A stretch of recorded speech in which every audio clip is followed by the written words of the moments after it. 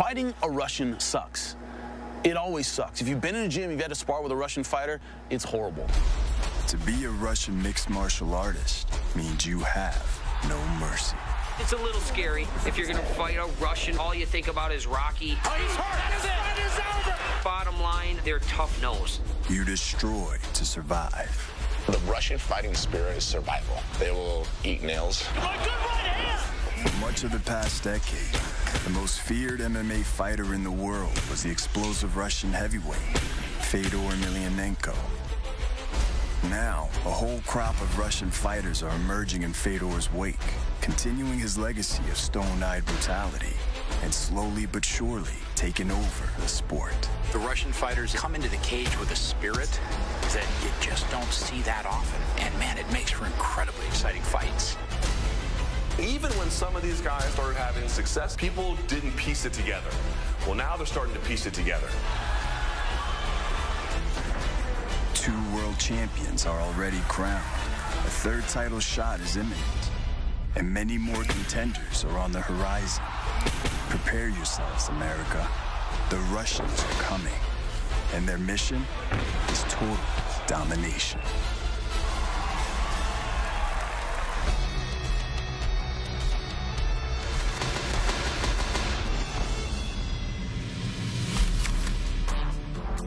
During Fedor's decade of dominance, the immense shadow he cast over the sport was enough to make Russia into one of the world's capitals of mixed martial arts. I don't know if it'd be fair to call Fedor Emelianenko the Michael Jordan of MMA, but in terms of Russians, he is the Michael Jordan. He is the guy. When he retired in 2010, he left a void in Russian MMA, but it was quickly filled by an upstart band of mixed martial artists who are carrying on in Fedor's tradition. Today, Bellator features no less than 12 Russian fighters, including 2 world champions. Alexander Shlemenko is Bellator's new middleweight world champion. Leading the charge is a core group of teammates from Russia's premier MMA team, Rus Fighters Sport Club.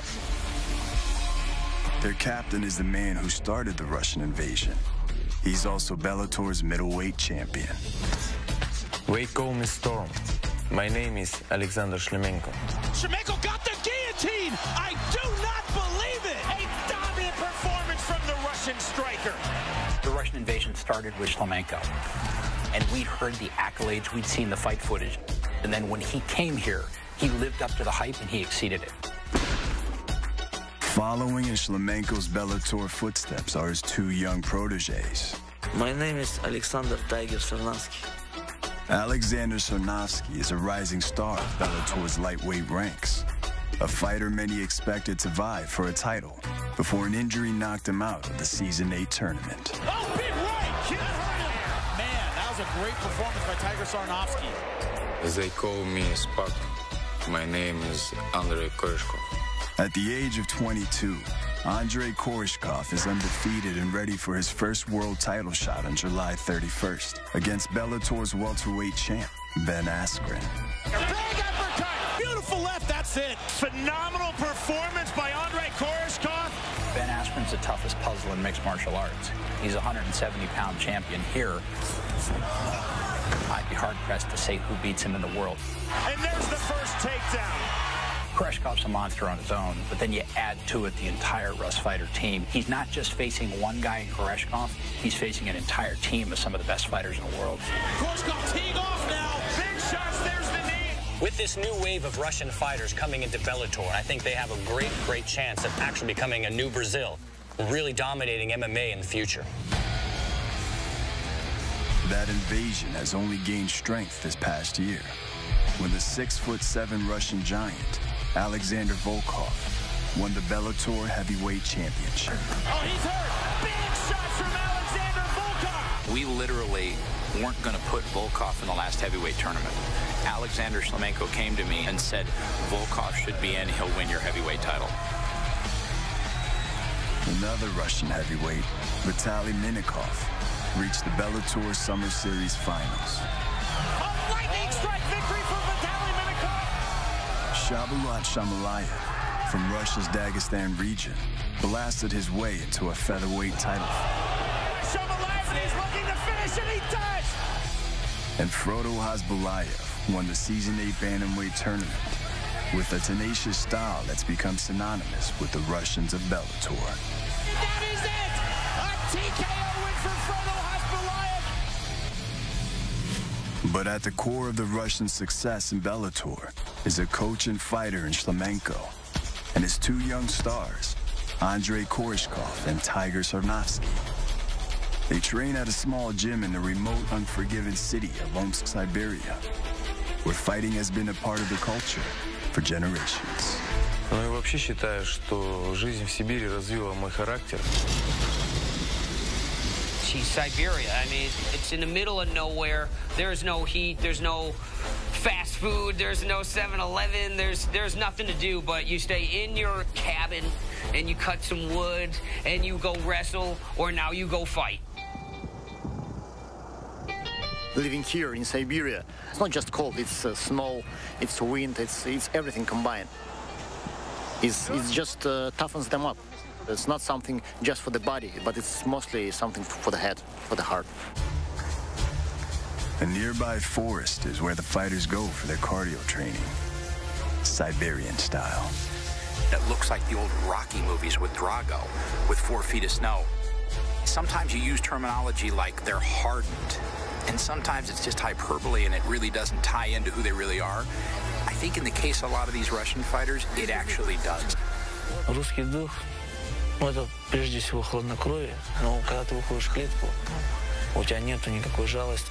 Да, естественно, мы чувствуем эту жесткость. Почему? Потому что я скажу, что это больше не сибирская жесткость, это славянский дух, он у нас живет. And along with that spirit, a crucial part of their training regimen is an age-old Slavic tradition, banya, the local sauna ritual that involves extreme heat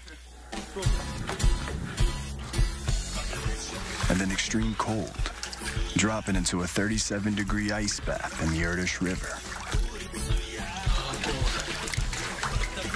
I feel great. Баня – это очень хороший способ расслабиться, так как мы в нашей команде ведем здоровый образ жизни, мы не пьем, не курим, не употребляем наркотики и никогда этим не занимались. Также баня – это является второй тренировкой на сердечно-сосудистую систему. You can describe them, you should try it yourself. It's a very important part of the training. Trains your vascular system, like heart, and builds up your immune system. Just makes you a lot stronger. One more.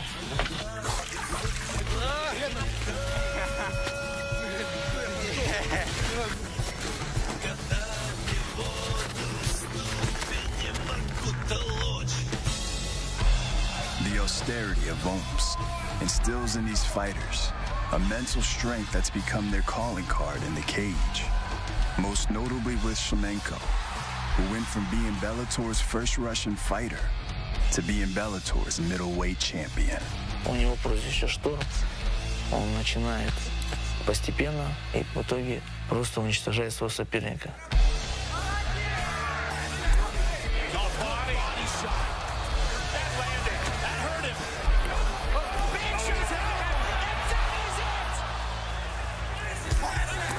As a fighter, Shlemenko is known as a risk taker. It's an attitude he brings to just about everything he does, inside the cage or out. Иногда тебя несет, что ты рискуешь, да, что ты сейчас ударишься. Koreshkov is the toughest test that Ben Askren has faced inside the Bellator cage to date. When that cage door closes, doesn't matter how many frozen lakes he jumped in or how many feet of snow he trained in, it's him and Ben Askren, and that's it.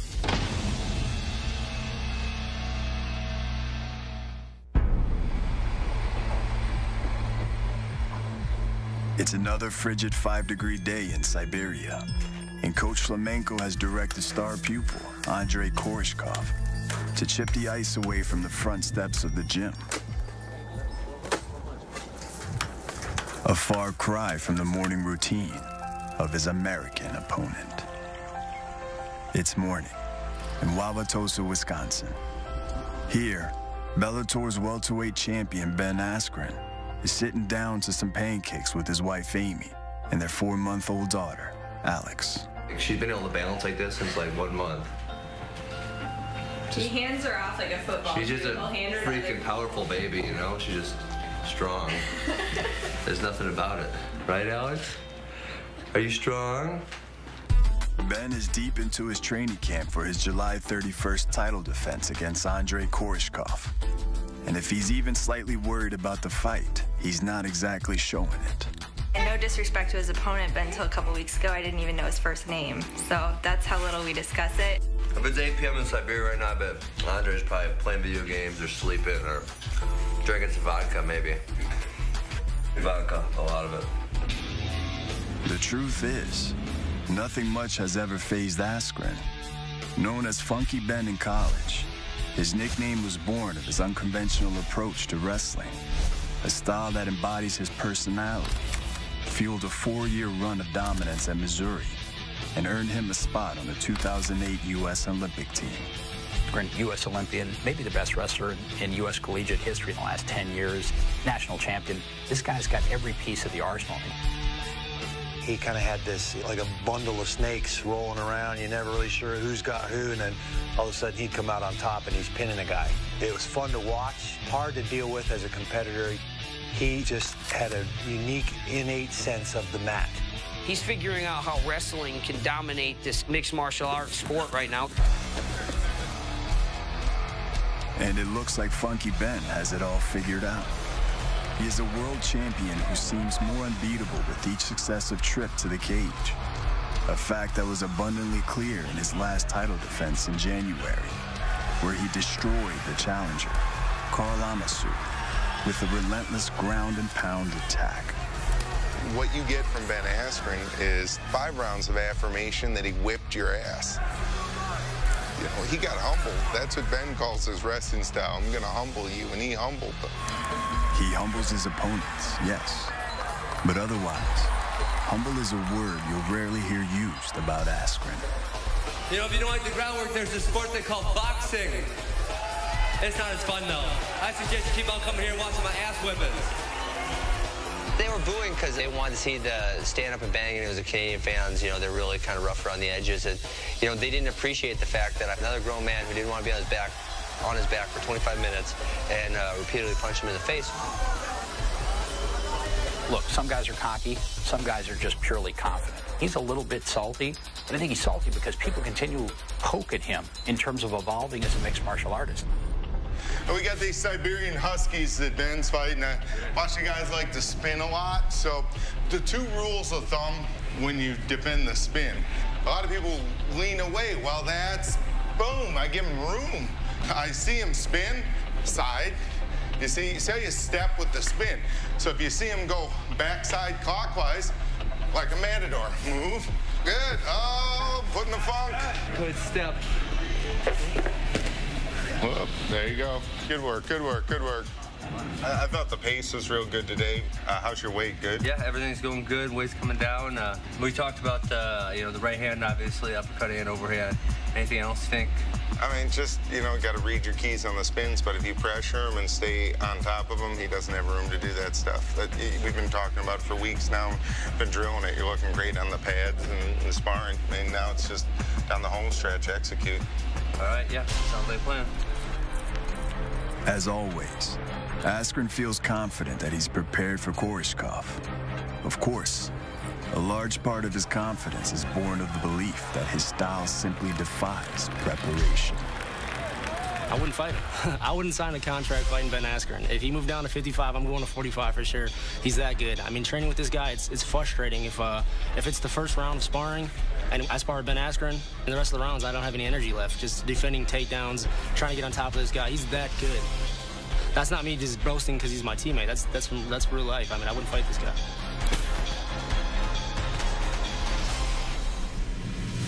There's 3 for sure things in life: death, taxes, and Ben Askren taking you down. The scariest thing about Koreshkov is that right hand. He's got power, he's got timing, he can put anybody out in this division. Andre, I'm going to walk across the cage, I'm going to grab you, I'm going to throw you on your back, I'm going to hit you in your face, and there's not really anything you can do about that.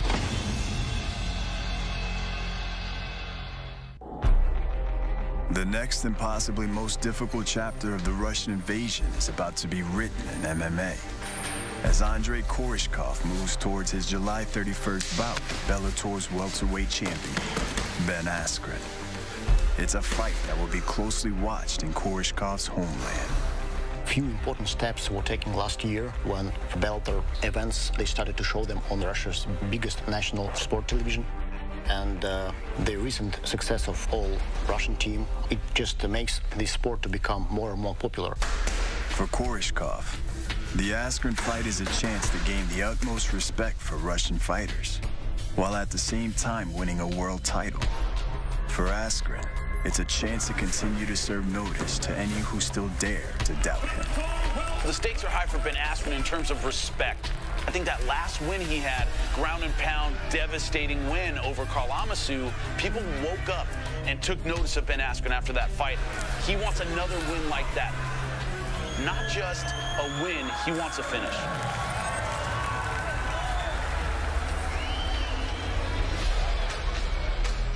Andrei Koreshkov carries with him a lot of pride into this fight. So the stakes are very high. We already have 2 Russian world champions. He wants to join that elite group. They don't like losers, you know. It's not in the vocabulary, you know. Koreshkov, if he loses to Askren, he's in for a rough time back at home, man. You have no idea what Slemenko's going to do for him. If Koreshkov is going to avoid that fate, he'll have to avoid being smothered by Askren's wrestling-based attack, a style that's gained Askren many critics over the years, including his next opponent. Стиль Бена Аскрена, конечно, очень скучный. И сам я не люблю смотреть его бои, потому что под его бои можно просто уснуть. Они очень скучные. About the only thing my opponents can say about me is I'm boring. They can't say anything because I take him down and I beat him up. Не показывает красивый бой, да?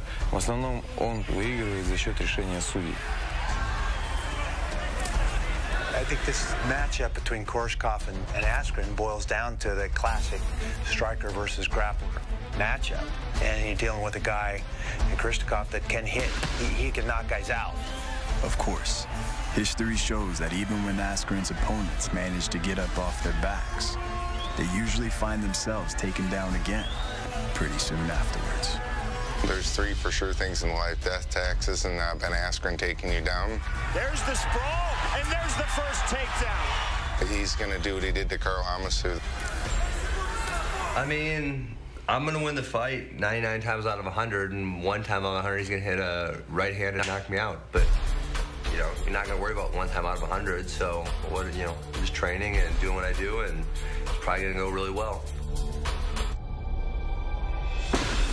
Koreshkov is the toughest test that Ben Askren has faced inside the Bellator cage to date. He's got great reach and incredible punching power. His kickboxing arsenal is expansive.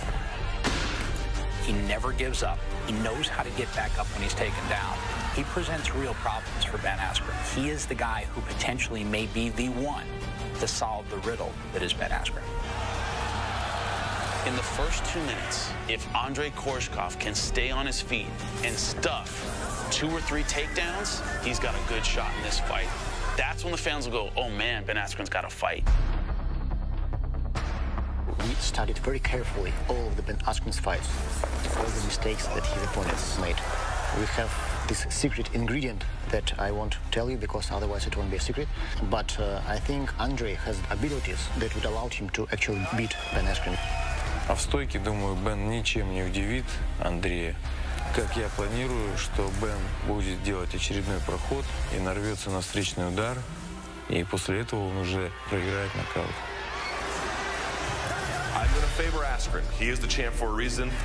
Once he gets his hands on you, he can do nasty things.